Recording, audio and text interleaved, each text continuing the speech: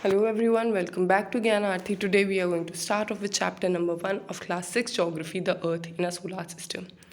अर्थ क्या है? अर्थ है हमारा प्लैनेट जिस पे हम रहते हैं, और सोलार सिस्टम है हमारा पूरा जो आपका सिस्टम है जिसमें कि सन है, मून है, हमारे सारे प्लैनेट्स हैं with the sun as its head. ठीक है, हमारे सोलार सिस्टम का जो हेड है वो है हमारा सन, और सोलार वर्ड जो है वो उस चीज़ के लिए यूज़ होता है जो भी सन से रिलेटेड हो. ठीक है, आपने कभी कभी देखा होगा कि जैसे शाम होने लगती है, after your son goes down, sunsets happen, तो धीरे धीरे 2-3 आप स्टार्स ऑब्जर्व कर पाते हैं. बट 5-10 मिनट के बाद क्या होता है, आप देखते हैं कि पूरा ही आपका आसमान स्टार्स से भर चुका है and you can not count it any more. This is such an interesting phenomenon, isn't it? कि ऐसा क्यों होता है, ऐसा कैसे होता है.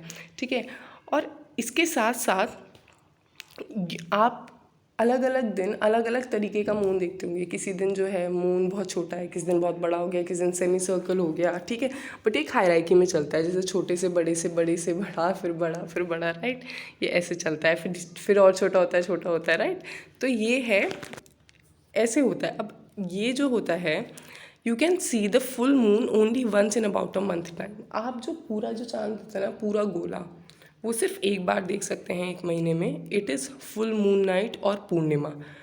पूरे चांद की रात को हम कहते हैं पूर्णिमा, मतलब फुल मून नाइट. ठीक है, a fortnight later you can not see it at all. Fortnight is 14 night, after 14 days you can not see it at all. आप बिल्कुल भी उसे नहीं देख सकते हैं. It is called a new moon, और न्यू मून को हम कहते हैं अमावस्या, जिस रात आप चांद को बिल्कुल भी नहीं देख सकते हैं.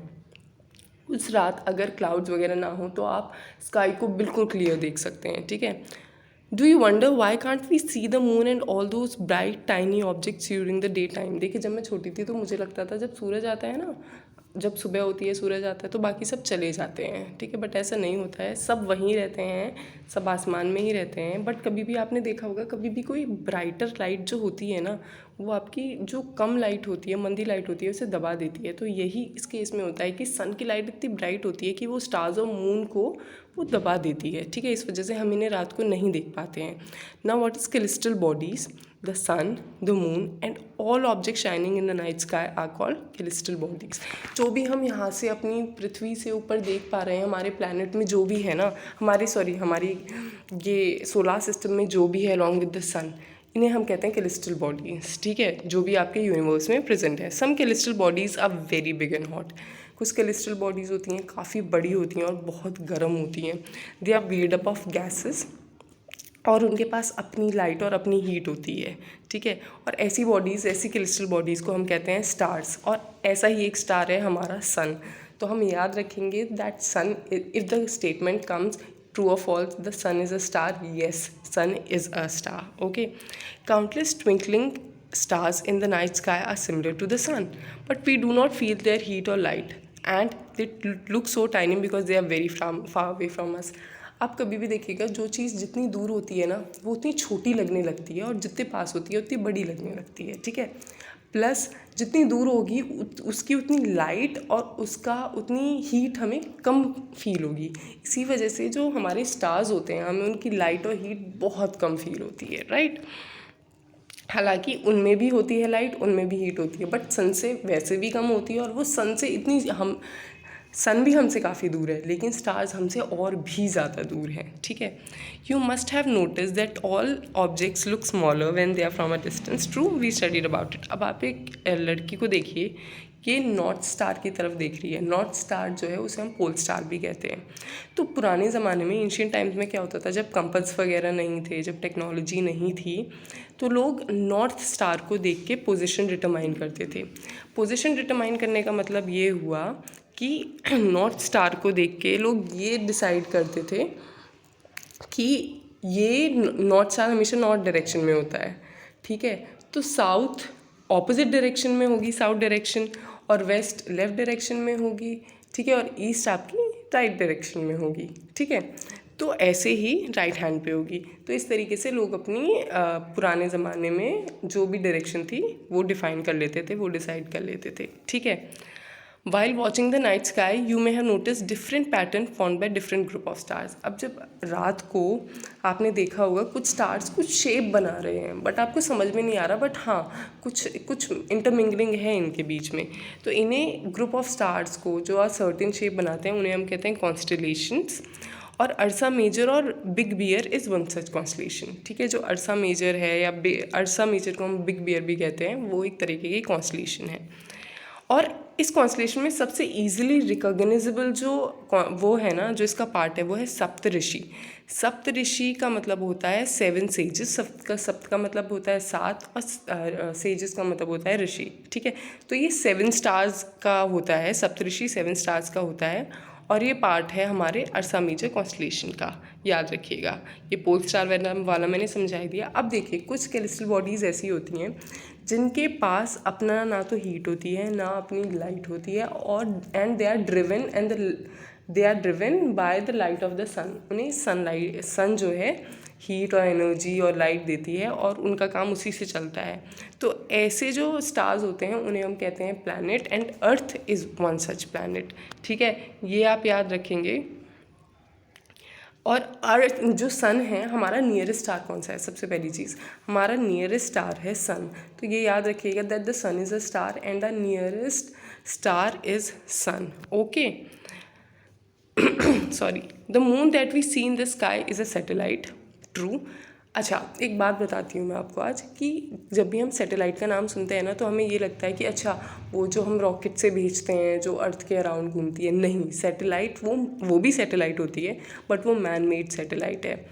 जो जैसे कि हमारा सन हो गया, ठीक है, हमारे जो प्लैनेट्स होते हैं वो सन के चारों ओर घूमते हैं, वैसे ही हमारे प्लैनेट के अराउंड कुछ ऑब्जेक्ट होते हैं जो चारों ओर घूमते हैं। ठीक है, तो जो नेचुरल ऑब्जेक्ट हमारे प्लैनेट्स के चारों ओर घूमते हैं, हम उन्हें कहते हैं कि हमारे प्लैनेट की सैटेलाइट है।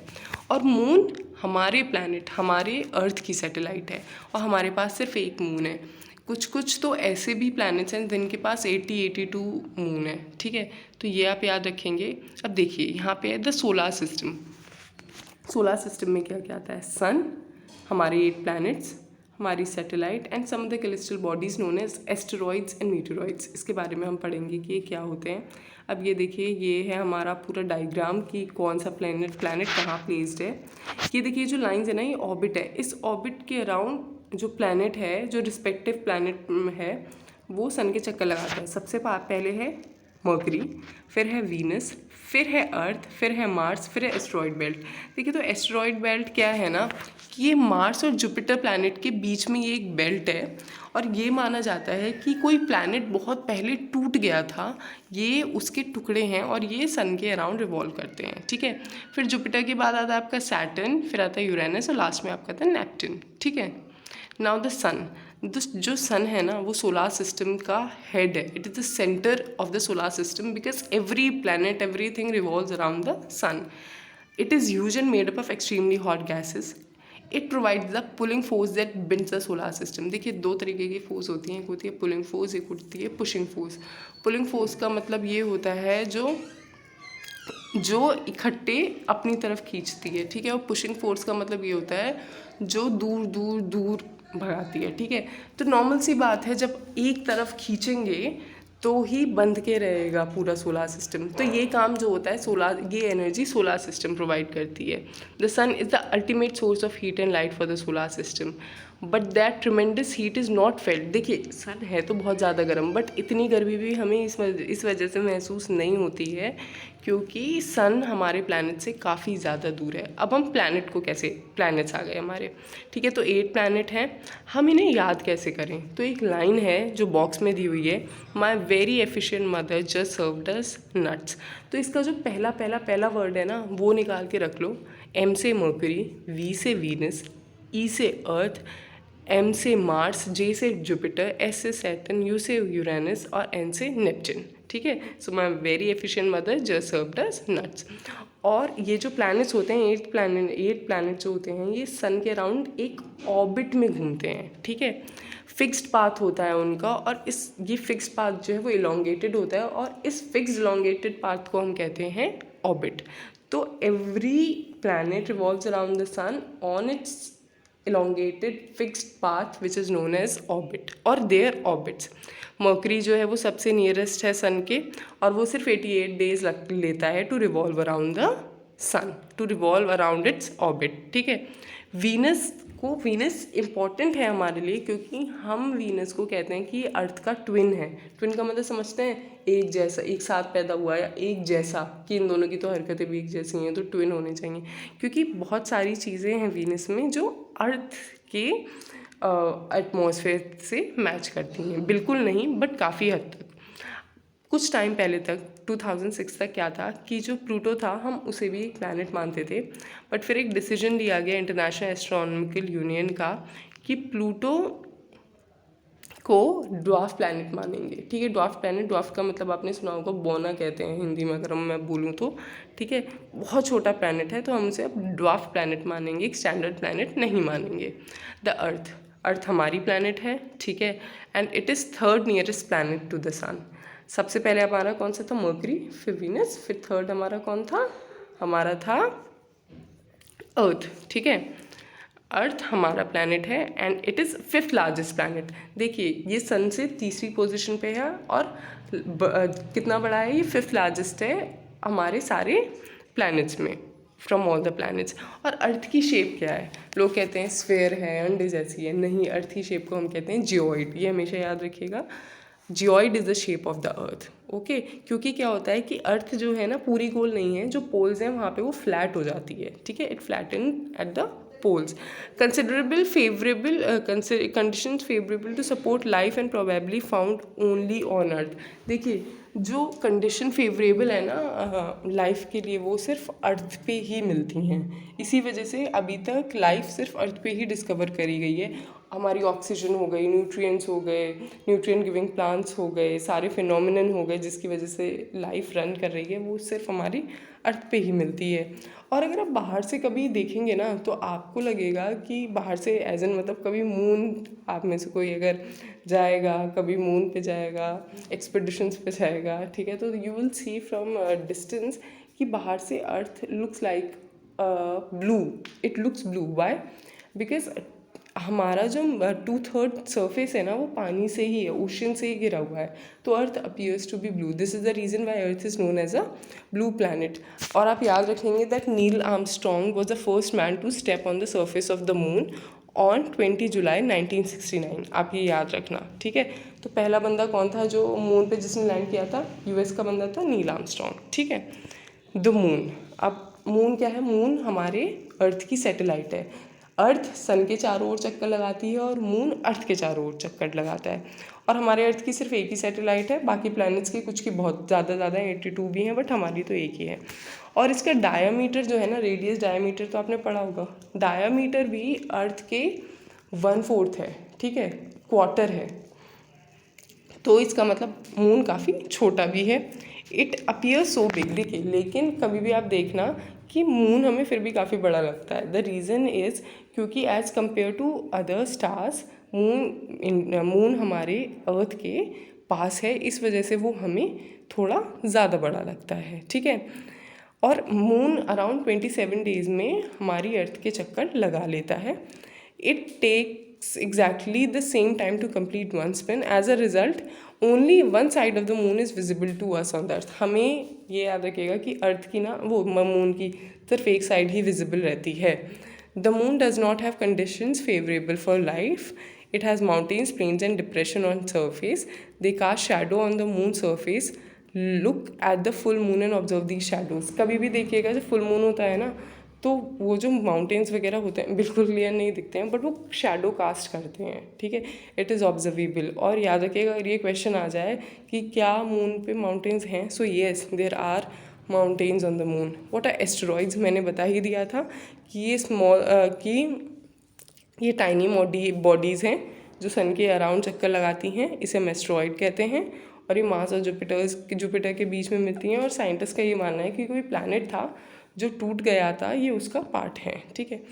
नाउ मीटेरॉइड्स क्या होते हैं कि ये स्मॉल पीसेस ऑफ रॉक्स होते हैं और ये भी सन के चारों ये घूमते हैं, ठीक है, and they are called meteoroids. कभी कभी क्या होता है कि ये मीटेरॉइड्स अर्थ के पास आ जाते हैं और ये गिर जाते हैं, ठीक है, अर्थ के सरफेस पे गिर जाते हैं। अब कुछ क्या होता है कि कुछ गिरते गिरते जल जाते हैं, तो आपने देखा होगा एकदम फ्लेयर ऑफ लाइट आती है, ठीक है। कुछ गिर ही जाते हैं तो वो अर्थ पे एक डिप्रेशन सा है, क्योंकि आप सोचिए कुछ इतना ऊपर से आगे गिर रहा है तो नॉर्मल सी बात है कि वो डिप्रेशन या गड्ढा तो करेगा ही। Do you see a whitish broad band like white glowing path across the sky on a clear starry night? It is a cluster of millions of stars. This band is called Milky Way galaxy. देखिए ये जो आप figure 1.6 देख रहे हैं ये Milky Way galaxy है। Milky Way galaxy is a galaxy we live in. Our solar system is a part of Milky Way galaxy और इसको हम आकाश गंगा भी कहते हैं। आकाश गंगा इसलिए क्योंकि ये बहुत आप कभी अगर आपने और डिस्कवरी में बिल्कुल लाइव देखा हो कि वो कैसे दिखाते हैं तो देखा होगा it feels like a flowing river of stars and light, ठीक है। तो इस वजह से इसका नाम हमने आकाश गंगा रख दिया था। A galaxy is a huge system of billions of stars and clouds of dust and gases. There are millions of such galaxies that make the universe. तो ये जो है ये गैलेक्सी है, मिल्की वे गैलेक्सी ये गैलेक्सी है, but there are millions of galaxy which form this entire universe. Okay, it is difficult to imagine how big universe is. अभी तक साइंटिस्ट को ये नहीं पता चला कि यूनिवर्स कितना बड़ा है, कहीं इसका अंत होता है या नहीं होता है। All we know is that you and I, your friends, your parents, my parents, we all are a part of this planet, this universe and this galaxy. Okay, now यहाँ पे आप देखिए ये लड़की है और सबसे पहले ये जो सर्कल है ना ये दिखा रहे हैं कि अंदर वाला बाहर वाले में कंटेन्ड है। जैसे अर्थ सोलर सिस्टम में कंटेन्ड है, solar system milky Way Galaxy में कंटेन्ड है और milky way I am sorry I am saying it milky Way Galaxy, it's milky Way Galaxy, my slip of tongue sorry. और milky Way Galaxy हमारे universe में contained है, ठीक है। और यूनिवर्स के पूरे राज अभी हमें नहीं पता है। So that's it for today, we'll meet in the next one, bye.